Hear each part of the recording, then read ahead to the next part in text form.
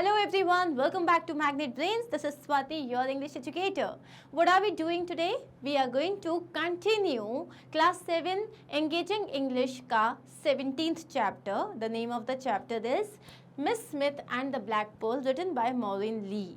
अब ये चैप्टर का एक्सप्लेनेशन हम ऑलरेडी देख चुके हैं. In this video we are going to start with the summary के बाद हम इसमें क्वेश्चन आंसर्स करेंगे. तो क्विकली स्टार्ट करते हैं without wasting any time. Miss Smith and the Black Pearl is a story written by Maureen Lee about a poor boy with an exceptional gift. अब आपको इसमें से क्वेश्चंस जब आएंगे, जैसे कोई कॉन्टेक्स्ट दे दिया या कुछ भी दे दिया, अगर समरी बहुत अच्छे से समझ में आ जाएगी तो क्या होगा, आपको कोई भी तरीके का किसी भी तरीके का क्वेश्चन आएगा, you will be able to attend it. Okay, so black pearl, miss Smith and the black pearl, ये किसने लिखी है? मॉरिन ली ने लिखी है. किसके बारे में? ये गरीब बच्चे के बारे में, एक छोटे बच्चे के बारे में जिसके पास एक एक्सेप्शनल गिफ्ट होता है. James augury was a little boy who went to Penrose road school. James Aggrey जो था वो एक छोटा बच्चा था जो कि पेनरोज रोड स्कूल जाता था. He came from an area which can be described as a sociologist nightmare. वो एक ऐसे एरिया से था, ये जो पेनरोज रोड था ये एक ऐसा एरिया था जिसे आप सोशोलॉजिस्ट नाइटमेयर कह सकते हो. सोशोलॉजिस्ट नाइटमेयर, इस पर डेफिनेटली क्वेश्चन आ सकता है.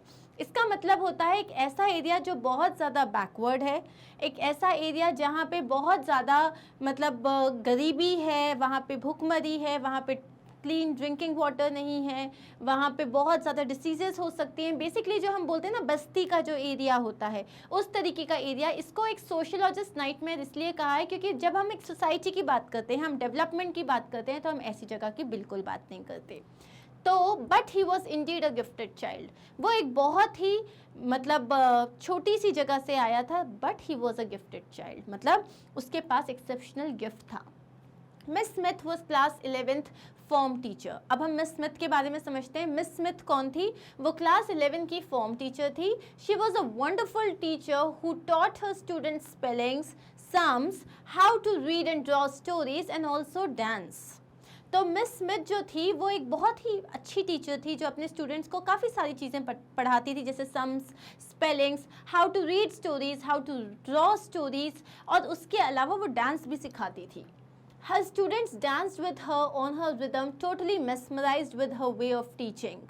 उनके जितने भी स्टूडेंट्स थे वो उनके रिदम पे डांस करते थे. Totally mesmerise, the way she use to teach, उनके टीचिंग के वे को देखते हुए वो एकदम मेस्मराइज हो जाते थे और डांस किया करते थे. James was 9 when he joined the school and it was obvious that he was special. James सिर्फ 9 साल का था जब उसने स्कूल ज्वाइन किया था और ये ऑब्वियस था कि वो एक स्पेशल स्टूडेंट था. His movements were crisp and he danced with mind, body and soul. उसके जो movements थे बहुत crisp, बहुत sharp थे, और वो सिर्फ अपनी body से डांस नहीं करता था, वो अपनी body, mind और soul से डांस किया करता था. When he danced with bare waist, he would glisten with oily perspiration and that gave him the name the Black Pearl. तो जब वो मतलब डांस किया करता था तब he used to only wear his shorts, और उसका जो बेयर वेस्ट होता था उसमें जो है जब वो डांस करता था he was dark in colour, मतलब वो ब्लैक कलर में था. और जब वो डांस करता था और पसीना आता था तो किसी ने एक दिन उसे देखा और उसने देखते ही क्या कहा, ये तो एक ब्लैक पर्ल की तरह है, और वही नाम उसका पड़ गया. Miss Smith paid for his dancing school as his parents could not afford it for him. Miss Smith ने उसके डांसिंग स्कूल के भी पैसे दिए ताकि वो ज़्यादा अच्छे तरीके से सीख पाए, क्योंकि उसके पेरेंट्स के पास इतना पैसा नहीं था, वो अफोर्ड नहीं कर सकते थे. Initially he was laughed at but then he was highly appreciated by the people there.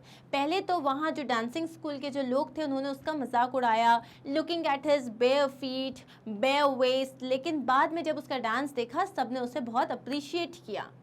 At the age of 11, he left the school and joined a public school. 11 years की एज पे उसको Penrose road school को छोड़ना पड़ा और एक public school में जाना पड़ा. That year they did West Side Story for the end of the term concert where he played the role of Puerto Rican gang and was highly praised for his performance. उस साल जो उसका last year था Penrose road school में, उस साल वहाँ पे उन लोगों ने एक म्यूजिकल प्ले किया जिसका नाम था वेस्ट साइड स्टोरी, और उसमें जेम्स ने पुएर्तो रिकान गैंग का रोल प्ले किया था and he was highly praised for it. James went to London and at the age of 19 he was cast in a revival of West Side Story. उसके बाद James जो था उसने अपनी comprehensive school की जो स्टडीज़ थी वो पूरी करी और उसके बाद ही वेंट टू लंदन. लंदन में जाके ही स्टार्टेड विद छोटा छोटा रोल्स एंड लेटर बहुत ही जल्दी because of his talent he was given bigger roles and better plays and finally when he was 19 years old he was given मतलब उनको एक रोल मिला किसमें, वेस्ट साइड स्टोरी में, विच मतलब वो वेस्ट साइड स्टोरी का रिवाइवल था, उसमें उनको सेम रोल मिला जो रोल उन्होंने अपने स्कूल में प्ले किया था. He was on his way to the top. अब वो ऊंचाइयों को छू रहे थे. He then sent a letter to his teacher telling her that he would come to be a part of the end of term concert. तब उन्होंने अपने स्कूल में हेडमास्टर को एक लेटर भेजा जिसमें लिखा था कि मैं एंड ऑफ कॉन्सर्ट जो है, एंड ऑफ टर्म कॉन्सर्ट जो है उसके लिए स्कूल आऊँगा. He came to school as a chief guest and was a living proof of the fact that success was not an impossible dream but was waiting for anyone who wanted it enough. वो जब school आए he was a living proof कि success जो होती है वो सिर्फ किसी पर्टिकुलर कास्ट के लिए, कलर के लिए या सिर्फ रिच लोगों के लिए नहीं होती. Success is for everyone who wanted it enough. मतलब जिसे भी जो भी शिद्दत से उस सक्सेस को चाहता है उसके लिए सक्सेस होती है. The headmaster gestured their guest to join them on the stage. जो हेडमास्टर थे उन्होंने अपने गेस्ट को बुलाया कि आप लोग हमें स्टेज पे ज्वाइन कीजिए. James went up to Miss Smith and slipped a fragile chain over her head, on which a delicate shell with a black paper hung inside. तो जेम्स जो थे वहाँ से वो मिस स्मिथ के पास गए और उनके गले में उन्होंने एक चेन पहनाई, उसमें उनको जिस चेन में एक छोटा सा शेल था जिसके अंदर एक ब्लैक पर्ल था. He asked her to dance with him, for which she says no, saying she has 2 left feet. She said, इसको हम कर देते हैं she said. ओके तो उसने मिस स्मिथ को बोला आप मेरे साथ डांस कीजिए, लेकिन मिस स्मिथ ने मना कर दिया. ये कहा उन्होंने कि मैं डांस कर ही नहीं सकती, मुझे डांस नहीं आता. She was like she was uncoordinated. उनके 2 लेफ्ट फीट का मतलब होता है people who can just not dance, उनको रिदम का कोई नॉलेज नहीं होता. She thought that James would be extremely disappointed. Instead of feeling disappointed, he picked her up, carried her to the stage piano, sat her and went on the stage to dance. लेकिन instead of feeling disappointed, मतलब disappointed feel करने की जगह उन्होंने क्या किया, उन्होंने उसे उठाया और उसको उठा के वहाँ पे जो पियानो था वहाँ तक लेके गए, वहाँ पे उसको बिठाया और then he went on the stage to dance and then he really danced well. So I hope we are clear with the summary here. So guys, now that we are done with the summary of this chapter, we will start with the question answers. अब हमारे पास पहला question क्या है यहाँ पे, answer the questions with reference to context. तो हमें chapter में से कुछ लाइंस दी हुई है, उन लाइंस को हमको पढ़ के उस पे बेस्ड क्वेश्चंस को सॉल्व करना है. What did it matter if they couldn't remember their 3 times table or thought cuff ended with an F? What did it matter? क्या ही हो जाएगा कि अगर उनको 3 टाइम्स टेबल नहीं आता, मतलब 3 का टेबल नहीं आता, या उन्हें कफ का लगता है कि कफ की जो स्पेलिंग होती है वो एफ से एंड होती है, क्या हो जाएगा इससे? कुछ नहीं होगा. अब ये जो 2 लाइन्स हैं इस पे बेस कुछ क्वेश्चंस हैं. पहला क्वेश्चन क्या है, who is being referred to as they, what did they do in miss Smith musical movement class. Who is being referred to as they. अब यहाँ पे क्वेश्चन है What did it matter if they couldn't?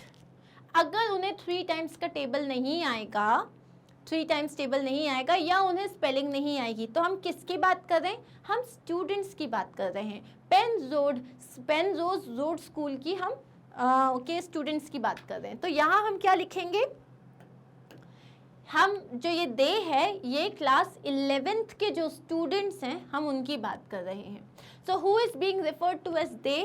They refers to the class 11 students of the Penrose Road School. What did they do in Miss Smith musical movement class? जो miss Smith की जो musical movement class थी उन्होंने उसमें क्या किया?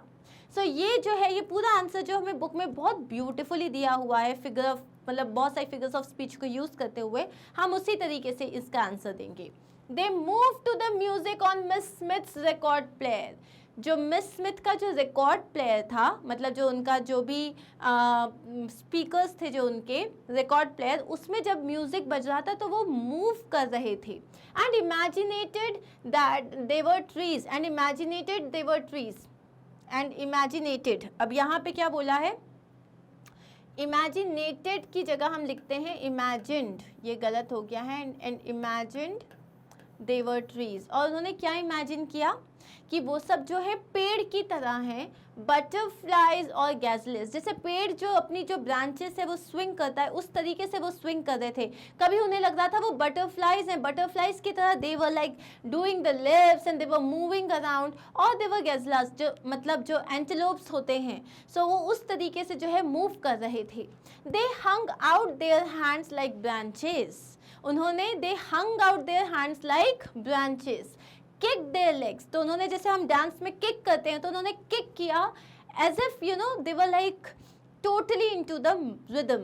swung their hips and forgot all about their worries at home। swung their hips मतलब उन्होंने अपने हिप्स को मूव किया और वो अपनी सारी परेशानियां भूल गए। So now when you are asked कि उन्होंने मिस स्मिथ के डांस क्लास में क्या किया, this is how you have to write the answer.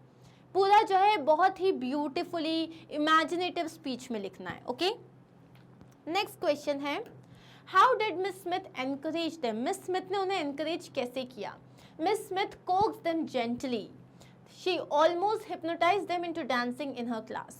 Miss Smith coaxed them gently मतलब मिस स्मिथ ने the way she was standing, the way you know back arch थी उनकी, और she was looking at them, ऐसा लग रहा था उन्होंने उनको hypnotize कर दिया कि मतलब they were mesmerized with the way she was teaching them, and that is why they were like you know that is how she encouraged them। तो हम क्या लिखेंगे, miss Smith coaxed them gently, she almost hypnotized them into dancing in her class। okay, next है, what else did Miss Smith teach them। Miss Smith जो थी वो dance के अलावा उन्हें और क्या सिखाती थी। सो मिस स्मिथ उनको सम सिखाती थी, स्पेलिंग सिखाती थी, how to read and draw story. तो ये चीज़ अपन यहाँ पे कैसे लिखेंगे, miss Smith taught them sums, spellings, how to draw and read stories। very simple answer। what do you know about their home lives। अब आपको उनकी होम लाइफ्स के बारे में क्या पता है, वो लोग कहाँ से आते थे, किस तरीके की जगह से आते थे। The students came from very ordinary backgrounds। जो स्टूडेंट्स थे वो बहुत ही ऑर्डिनरी बैकग्राउंड से आते थे, मतलब बहुत ही ज़्यादा बिल्कुल लैविश नहीं था, पैलेशियल मेंशन से नहीं आते थे, वो बहुत ही छोटी सी जगह से आते थे विद फाइनेंशियल डिफ़िकल्टी, मतलब जहाँ उनके पास पैसे की बहुत ज़्यादा तंगी थी, एंड डोमेस्टिक ट्रबल्स, उसके अलावा घर की जो इश्यूज़ होते हैं जहाँ पे आपके पास खाने को शायद इनफ नहीं होता, अच्छे कपड़े नहीं होते, अच्छी रहने की जगह नहीं होती, ऐसे डोमेस्टिक प्रॉब्लम्स भी थे उनके पास, तो वो इस तरीके की जगह से आते थे। What does the given line say about their education। अब ये जो उन्होंने कहा है कि क्या फ़र्क पड़ता है कि अगर हमें 3 टाइम्स का टेबल नहीं आता या हमें लगता है कफ की स्पेलिंग एफ से एंड होती है, इससे उनकी एजुकेशन के बारे में क्या पता चलता है कि ऑब्वियसली उनकी एजुकेशन जो थी अप टू द लेवल नहीं थी, अप टू द मार्क नहीं थी। This line indicates that the students were quite weak in their studies।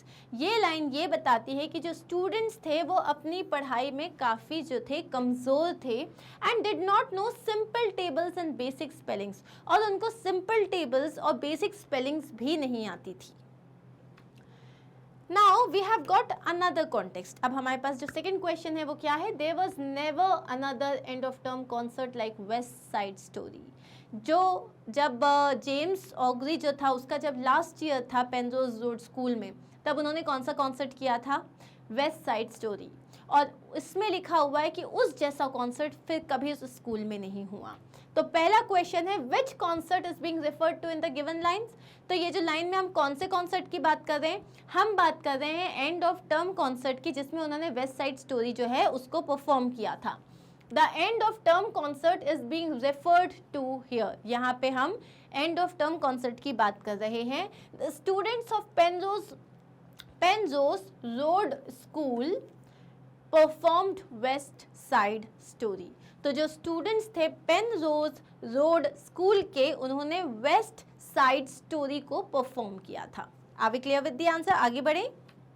Who did James Augrey play in the concert? अब ये जो जेम्स ऑगरी का जो रोल था वो क्या था, उन्होंने कौन सा रोल प्ले किया था? उन्होंने पुर्तो रिकान गैंग का रोल प्ले किया था।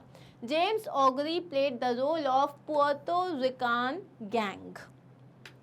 Next is what was special about the concert? अब ये स्पेशल क्यों था इतना, मतलब उन्होंने कहा भैया इतना अच्छा कॉन्सर्ट तो कभी हुआ ही नहीं, तो ऐसी क्या खास बात थी इस कॉन्सर्ट में? इस कॉन्सर्ट की खास बात ये थी कि ये जेम्स का आखिरी साल था उस स्कूल में, एंड जेम्स ने जस्ट मैजिकल तरीके से परफॉर्म किया था। ऐसा लग रहा था उस मैजिक का जो ग्लिटर है वो पूरे कास्ट में आ गया और सब ने बहुत ब्यूटीफुली परफॉर्म किया था।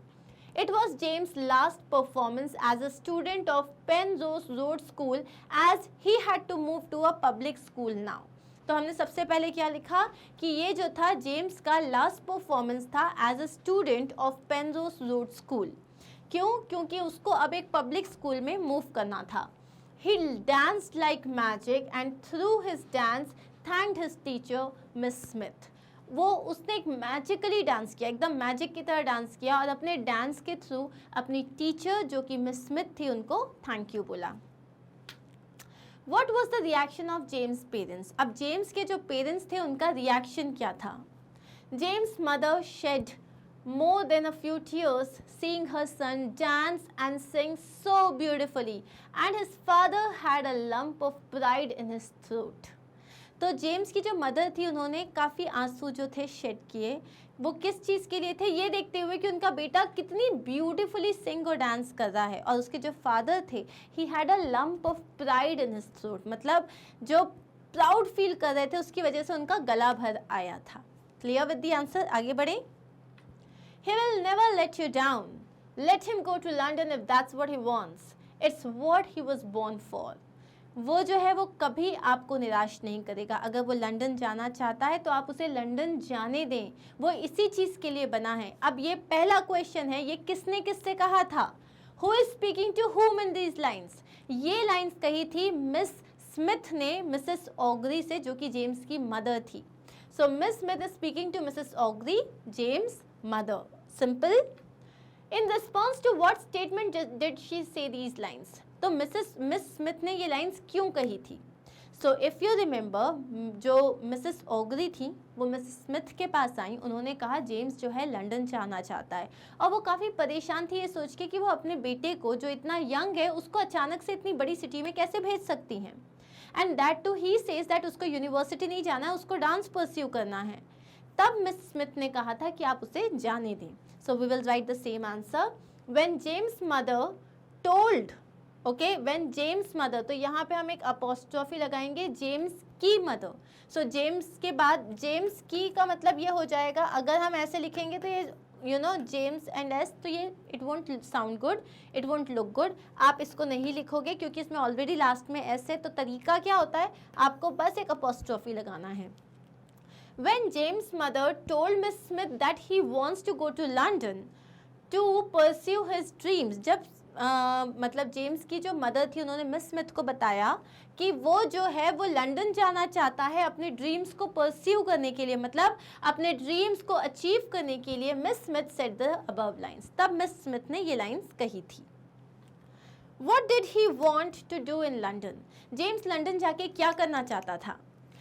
He wanted to go to London and pursue his dream in the big city. James London जाना चाहता था और वहाँ जाके वो अपने ड्रीम को अचीव करना चाहता था एक बड़े से शहर में।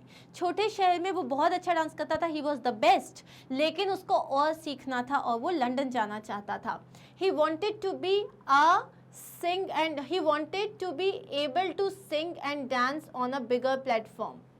ओके या बी और हटा दो तो ये बेटर हो जाएगा। He wanted to sing and dance on a bigger platform. So वो जो है डांस करना चाहता था, सिंग करना चाहता था एक बड़े से प्लेटफॉर्म में जहाँ पे ज़्यादा लोग उसको देख पाएं। What kind of success did he have in the city? तो जेम्स को क्या वहाँ सक्सेस मिली, किस तरीके की सक्सेस मिली? तो पहले तो जेम्स को छोटे छोटे रोल्स मिले, लेकिन उसके टैलेंट की वजह से उसको फिर बड़े रोल्स मिलने लग गए, बड़े पार्ट मिलने लग गए, अच्छे प्लेस में मिलने लग गए, and very soon he was at the top. तो हम इसका आंसर क्या लिखेंगे?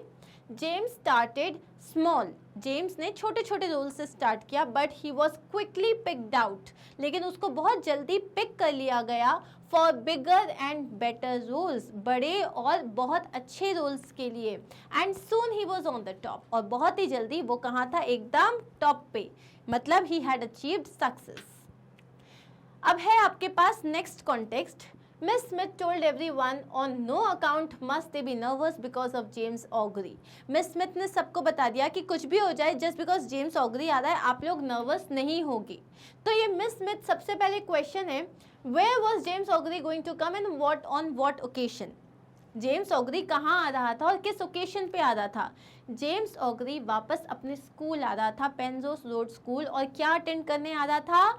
वो जो था वहाँ end of term concert attend करने आ रहा था। तो हम लिखेंगे James augury was going to come to his school, Penrose road school, as a chief guest. वो एक चीफ गेस्ट की तरह आ रहा था to to be a part of the end of term concert. और वो क्यों आ रहा था? क्योंकि उसको end of term concert attend करना था। Clear with this answer? आगे बढ़ते हैं। How did miss Smith come to know of his arrival? Miss Smith को किसने बताया कि जेम्स आने वाला है? सो जेम्स को मतलब मिस स्मिथ को किसने बताया था? हेडमास्टर ने बताया था। हेडमास्टर को कैसे पता चला था? क्योंकि उनको एक लेटर आया था जो जेम्स के एजेंट ने भेजा था कि जेम्स जो है वो एंड ऑफ टर्म कॉन्सर्ट के लिए स्कूल आएगा। तो यही चीज़ उन्होंने मिस स्मिथ को बताई। तो अब इसका आंसर हम कैसे लिखेंगे? One morning miss Smith was told by the headmaster. एक सुबह मिस स्मिथ को हेडमास्टर के द्वारा बताया गया that he had received a letter from James Augrey's agent, कि उनको एक लेटर मिला है जेम्स ऑगरी के एजेंट के through. The letter stated that, अब लेटर में क्या लिखा है? तो letter stated that James would come to school for the end of term concert, और लेटर में ये लिखा था कि जो जेम्स है वो एंड ऑफ टर्म कॉन्सर्ट के लिए स्कूल आने वाला है। Clear? Why would everyone be nervous because of him? अब सब नर्वस क्यों हो जाएंगे? अगर जेम्स ऑगरी आ रहा है तो ऐसी क्या बात है कि सब नर्वस हो जाएंगे? क्योंकि जेम्स ऑगरी सबका आइडियल था, वो उसको बहुत ज़्यादा रिस्पेक्ट करते थे, बिकॉज वो एक अमेजिंग डांसर था, प्लस वो उन लोगों के लिए आइडियल इसलिए था क्योंकि he was a source of motivation for them, क्योंकि वो उस स्कूल का एक एक्स स्टूडेंट था, और being from such a small place he had reached to amazing heights. तो अब हम इसका आंसर किस तरीके से लिखेंगे? Everyone would be nervous around him because he was their ideal. हर कोई उसके सामने बड़े नर्वस हो जाएंगे क्योंकि वो सबका आइडियल था। They believed in him and respected him a lot. वो उसको बहुत ज़्यादा मानते थे और उसको बहुत ज़्यादा रिस्पेक्ट किया करते थे। They did not want to commit any mistake in front of the great gem of their school. वो किसी तरीके की मिस्टेक नहीं करना चाहते थे, वो अपना बेस्ट परफॉर्मेंस देना चाहते थे। किसके सामने? In front of the great gem of their school, उनके स्कूल के एक बेहतरीन जेम के सामने, मतलब एक स्टार के सामने वो परफॉर्म करना चाहते थे, और वो इसलिए नर्वस थे क्योंकि वो कोई गलती नहीं करना चाहते थे। Clear with the answer? चलिए, What did everyone perform for the occasion? अब इस ओकेशन पे उन्होंने क्या परफॉर्म किया था? God spell. तो जो प्ले, म्यूजिकल प्ले का जो नाम था वो क्या था? God spell. Everyone performed God spell for the occasion, right? अब हम आते हैं ए पार्ट, हमने जो कॉन्टेक्स्ट बेस्ड क्वेश्चंस थे उन्हें खत्म कर लिया है। अब हम बी पार्ट में आते हैं। Explain the term sociologist nightmare. Why was Penrose Road School described as such? ये सोशोलॉजिस्ट नाइटमेयर का मतलब क्या होता है और पेनजोस रोड स्कूल को ये क्यों कहा गया था? यू रिमेंबर, मैंने आपको बताया था कि ये क्वेश्चन बहुत इंपॉर्टेंट है, डेफिनेटली हो सकता है। चलिए हम इसका आंसर देखते हैं। The term refers to the fears a sociologist may have on seeing a whole lot of kids from a disadvantaged background being together. अब वो यहाँ क्या कह रहे हैं? ये जो टर्म है, it refers to the fears of a sociologist. मतलब एक सोशियोलॉजिस्ट जो सोसाइटी को स्टडी करते हैं उनके डर के बारे में है ये, so the term refers to the fears और फियर्स ऑफ नहीं आएगा यहाँ पे, okay. The terms refers to the fears a sociologist may have. एक सोशियोलॉजिस्ट के अंदर जो मतलब फियर आ सकता है क्या देख के, a whole lot of kids, इतने सारे kids from a disadvantaged background, एक ऐसे बैकग्राउंड से जो सही तरीके से डेवलप नहीं है, जिसके साथ बहुत सारे डिसएडवांटेजेस हैं, उन सबको एक साथ देख के, मतलब एक तरीके से वो ये कहना चाहते हैं, एक बस्ती के या एक बहुत ही बड़ी झुग्गी झोपड़ी के इतने सारे बच्चे एक साथ आ गए, तो उनके हिसाब से oh my god how are we going to take care of them. तो ये एक सोशियोलॉजिस्ट के लिए नाइटमेयर था. Penrose road school has been described as such. अब पेनरोज रोड स्कूल को इस तरीके से क्यों डिस्क्राइब किया गया है? Because the school had children from under privileged backgrounds, क्योंकि वहाँ पे जो सारे बच्चे थे वो अंडर प्रिविलेज्ड बैकग्राउंड से ही थे.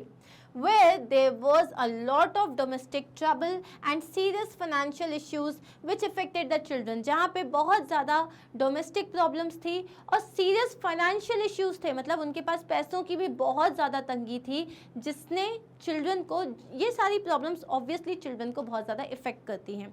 इसीलिए उसने कहा कि ये तो सोशियोलॉजिस्ट नाइटमेयर. देखिए ऐसे बच्चे कैसे डेवलप हो सकते हैं, ऐसी जगह से जो इतने सारे एक साथ बच्चे आते हैं, इन्हें पढ़ाया कैसे जा सकता है. So this is why it is called as a sociologist nightmare. Are we clear with this? आगे बढ़ते हैं. Describe Miss Smith's appearance. अब Miss Smith का appearance कैसे था? उनके brown grey hair थे and she was lean. उसके अलावा जो थे उनके जो बाल थे वो they were crop short, मतलब छोटे छोटे कटे हुए थे वो. उनकी जो skin थी वो waxy थी और colorless थी. Her eyes were bright. कौन सा कलर था? Cornflour blue and highly motivating. और कैसा था? हाईली मोटिवेटिंग थी उनकी आईज. तो यहाँ पे आपको उनके हेयर का कलर बताना है, ये बताना है कि उनके हेयर जो थे वो शॉर्ट थे, उनकी स्किन कैसी थी? वैक्सी और कलरलेस, प्लस उनकी आईज कैसी थी? एकदम ब्राइट. कौन सा कलर था? Cornflour blue. And they were highly motivating. Clear with the answer? What made Miss Smith believe that James O'Grady was gifted? How did she hone it? अब question है कि मिस स्मिथ को कैसे पता चला कि जो ओगरी है, जेम्स ओगरी है, वो गिफ्टेड है, और किस तरीके से उन्होंने उसे होन किया. होन का मतलब क्या होता है? तराशा, निखारा, मतलब उसको बेटर बनाया. So James O'Grady had more zest and rhythm in his movements than the others. So बाकी लोगों के कंपैरिजन में जेम्स जो था उसके अंदर ज़्यादा ज़ील था, ज़्यादा एनर्जी थी, ज़्यादा रिदम था मूवमेंट्स को लेके. It seemed he danced with his heart, soul and mind. उसे देख के ऐसा लगता था कि वो सिर्फ अपने शरीर से डांस नहीं कर रहा, हार्ट, सोल और माइंड से डांस कर रहा है. Miss Smith would push him to do more than the others. अब मिस स्मिथ ने क्या किया? टू मेक हिम बेटर, वो उसको ज़्यादा पुश करती थी बाकी लोगों के कंपैरिजन में. Often challenging him to take up difficult steps. In fact वो उसको चैलेंज करती थी और डिफ़िकल्ट स्टेप्स दिया करती थी उसको. In this way his talent was honed by miss Smith. और इसी तरीके से उसका जो टैलेंट था वो मिस स्मिथ ने निखारा, होन किया उसको. तो आप इसमें क्या लिखोगे? पहली चीज़, जेम्स जो था वो एक्सेप्शनल क्यों था, उन्हें क्यों लगा? क्योंकि उसके पास ज़्यादा रिदम था और ज़्यादा जेस्ट था उसके मूवमेंट्स में. सेकंड, वो हमेशा अपने हार्ट, सोल और माइंड के साथ डांस किया करता था. अब किस तरीके से उन्होंने उसे मोटिवेट किया, बेटर बनाया? वो उसको जो था ज़्यादा पुश किया करती थी, वो उसको और बहुत ही ज़्यादा चैलेंजिंग स्टेप्स दिया करती थी. उन्होंने उसको डांसिंग स्कूल में भी भेजा था और इसी तरीके से उन्होंने उसको होन किया to be better. How did he get the name of black pearl? अब जो ये जो हमारे जेम्स ओगरी हैं, इनको ब्लैक पर्ल का नाम कैसे मिला? सो एक बार जब वो डांस कर रहे थे and he only wore his shorts, और जो इनके पूरा पसीना आ रहा था and he was moving beautifully. So उस ब्यूटीफुल डांस को देख के वहाँ पे जो एक स्पेक्टेटर था, किसी ने उन्हें देखा और कहा ये तो ब्लैक पर्ल की तरह है, और वही नाम पड़ गया. तो इस आंसर को हम कैसे लिखेंगे? James movements were crisp and he dance with mind, body and soul. James के जो मूवमेंट्स थे वो एकदम क्रिस्प थे, और वो किस तरीके से डांस करते थे?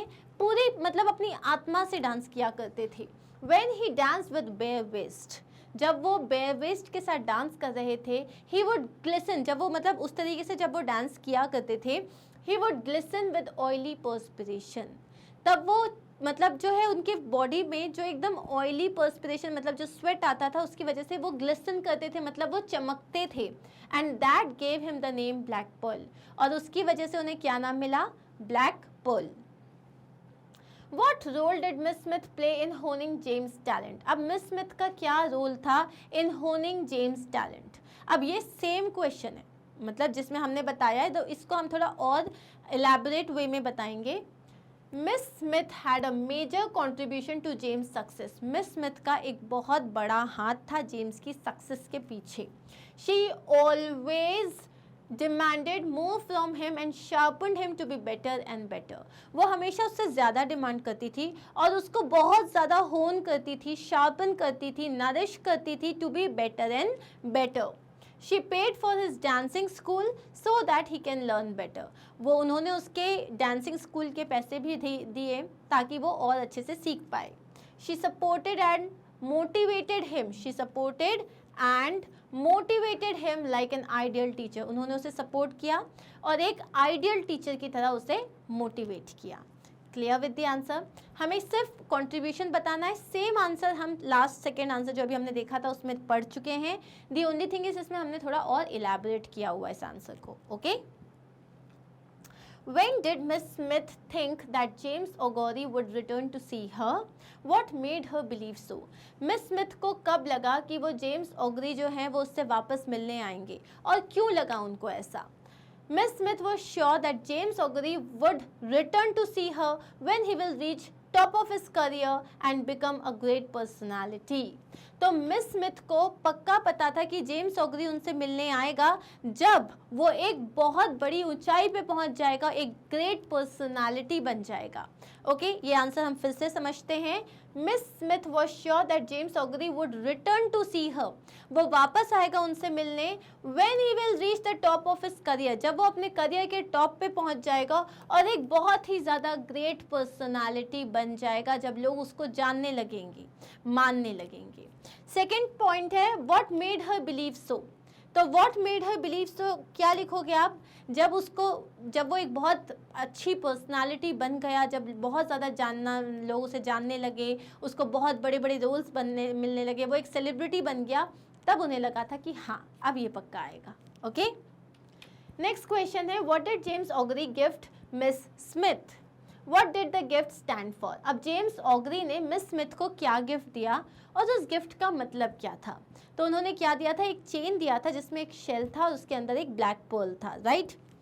James gifted Miss Smith a fragile chain, मतलब एक बहुत ही डेलिकेट सी chain on which a delicate shell hung with a black pearl, जिसमें एक डेलिकेट सा शेल था और उसमें क्या लटका हुआ था? एक ब्लैक पर्ल placed inside, जिसके अंदर क्या था? एक ब्लैक पर्ल रखा हुआ था.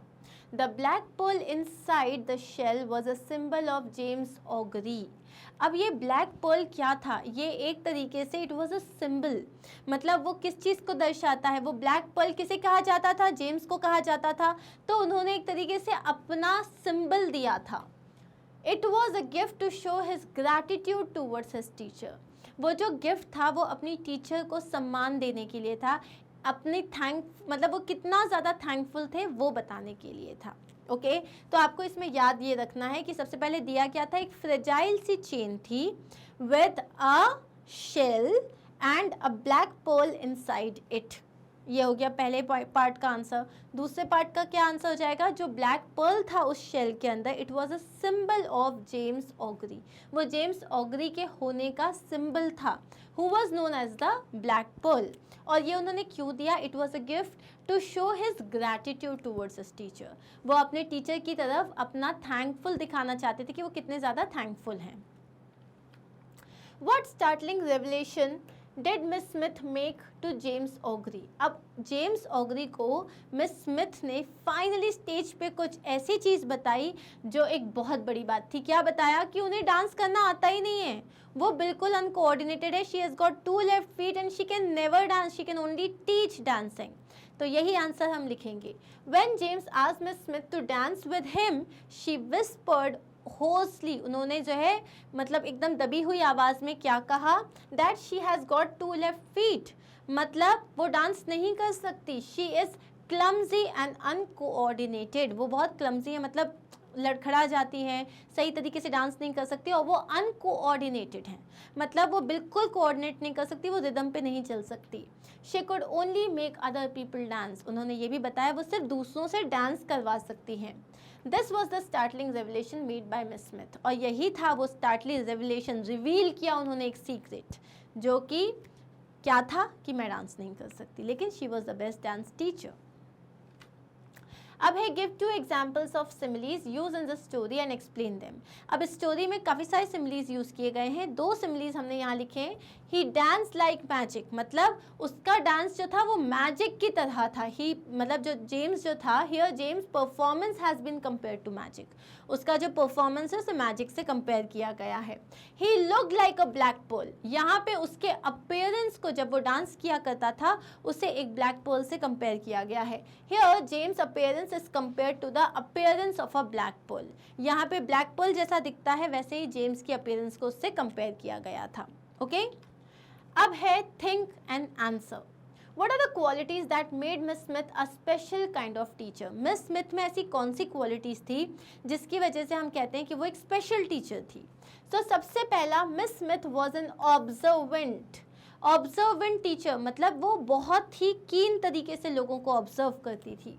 She was devoted to her students and motivated them to be the best version of themselves.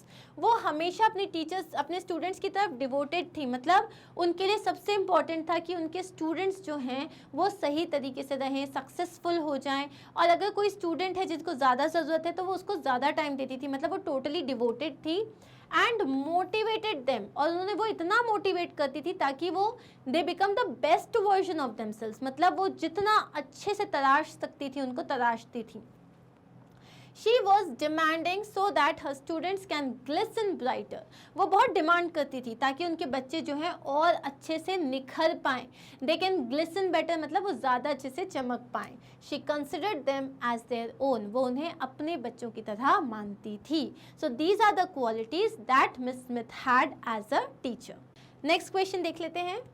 How could Miss Smith be a good dance teacher even though she could not herself dance? अब miss Smith जो है वो इतनी अच्छी dance teacher कैसे हो सकती थी जब उन्हें खुद डांस करना नहीं आता था?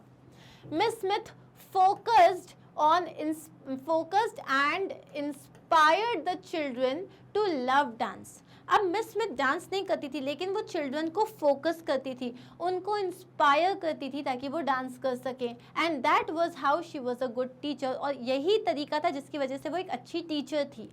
Although not a dancer herself, वो खुद एक डांसर नहीं थी, लेकिन उन्हें पता था कि बच्चों को फोकस कैसे करना है, मोटिवेट कैसे करना है और किस तरीके से उन्हें डांस से प्यार कराना है। She had the eye to recognize talent in her students. उनको पता था कि बच्चे के अंदर अगर टैलेंट है तो उन्हें वो ऑब्जर्व करना आता था। She had the eye मतलब she knew how to understand कि अगर कोई बच्चे में टैलेंट है तो, and the ability to nurture that talent, और उनके अंदर वो खासियत थी, वो एबिलिटी थी कि वो उस टैलेंट को और ज़्यादा तराश सके, नर्चर कर सके। Okay, What does James' reaction to his teacher's confession tell us about him? So basically जो जेम्स का जो रिएक्शन था, जैसे उनकी टीचर ने उन्हें बताया कि मैं डांस नहीं कर सकती, तो जेम्स का क्या रिएक्शन था? उन्होंने बिल्कुल, मतलब उन्होंने क्या कहा, उनके फेस पे एक ग्रिन आई, उन्होंने उसे उठाया और जो पियानो रखा था वहाँ पर लेके गए, वहाँ बिठाया, उनसे कहा I love you, and then he went to dance. इससे हमें जेम्स के बारे में क्या पता चलता है? James did not get disappointed, तो जेम्स जो था वो बिल्कुल भी डिसअपॉइंट नहीं हुआ। Instead he gave her a huge green, picked her up, sat her and whispered that he loved her and then went on the stage to dance. तो James जो थे, जैसे ही उसको बताया, वो बिल्कुल डिसअपॉइंट नहीं हुआ। डिसअपॉइंट होने की जगह उनके फेस पे एक बड़ी सी स्माइल आई, उन्होंने उन्हें उठाया, सैट हर बिठाया, एंड विस्पर्ड, और धीरे से क्या कहा, I love you, so that he loved her and then went on the stage to dance, और फिर वो अकेले डांस करने चले गए। दिस शोज, इससे क्या पता चलता है, that he was extremely proud of his teacher. इससे पता चलता है कि वो अपने टीचर पे बहुत ज़्यादा प्राउड थे। Even though she did not know how to dance, she had an eye to recognise the talent. Even जब उन्हें डांस करना नहीं आता था फिर भी उन्हें टैलेंट को परखना आता था. Her ability to nurture that talent got him मतलब कौन, James, where he was today. उनकी जो एबिलिटी थी उस टैलेंट को नर्चर करने की, उसी की वजह से आज जेम्स जिस सक्सेस के साथ था, जिस पोजीशन पे था, वो किसकी वजह से था, मिस स्मिथ की वजह से. Okay, so that is it. Here we are done with only the question answers of this chapter. अभी हमारा जो चैप्टर है वो कंप्लीट नहीं हुआ है. इसके बाद हमें देखने हैं ग्रामर सॉल्यूशंस, जो कि हम देखेंगे हमारे नेक्स्ट वीडियो में. सो अभी चैप्टर ख़त्म नहीं हुआ है. अभी वोकैबुलरी, राइटिंग और ग्रामर, ये तीनों सेक्शन आपके बचे हैं, जिसके सारे सॉल्यूशंस हम देंगे नेक्स्ट वीडियो में. So make sure that you are tuned for that. Also, you can visit our website magnetbrains.com because it is very easy to find all the videos there. You just have to go click on the class, like you selected class 7, then you selected English, and you have to pick up any video. Chapter wise सारे videos जो हैं वो enlist किए गए हैं. You have to just pick them up and your video will start. That's it. Thank you so much for being with me. Do not forget to like, subscribe and share. Take care. Bye-bye.